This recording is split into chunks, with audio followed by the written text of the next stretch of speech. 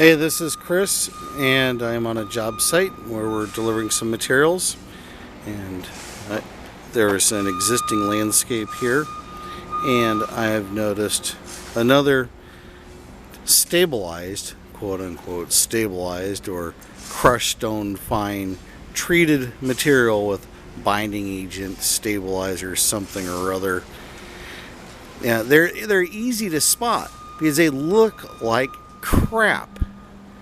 This uses a 3/8 minus crushed stone, not decomposed granite, but crushed stone, that if no binding agent had been used at all, would look great, comparatively speaking. I mean, it's the material they chose. It's kind of an off-gray material.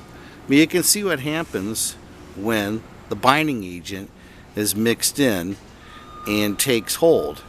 You wind up with this really solid surface when you use a lot of the binding agent. Many people don't put enough in there, so it doesn't show up at all. But this material was blended really heavily, or at a heavy rate.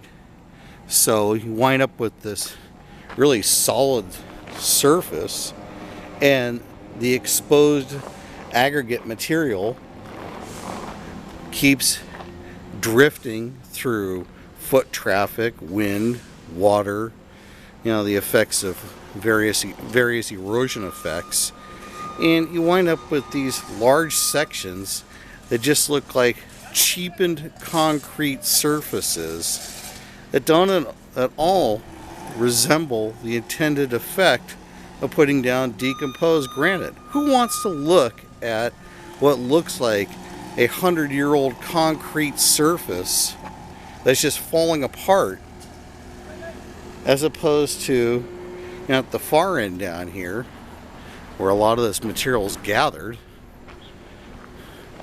a semi-natural looking decomposed granite or crushed stone surface.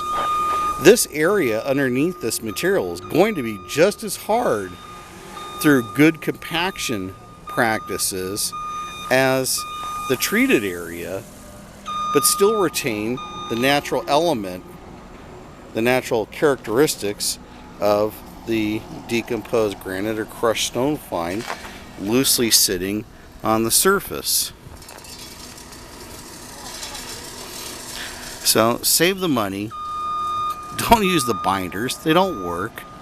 At least they don't work in any of the intended effects that they're promoted to work for. Just a big waste of money.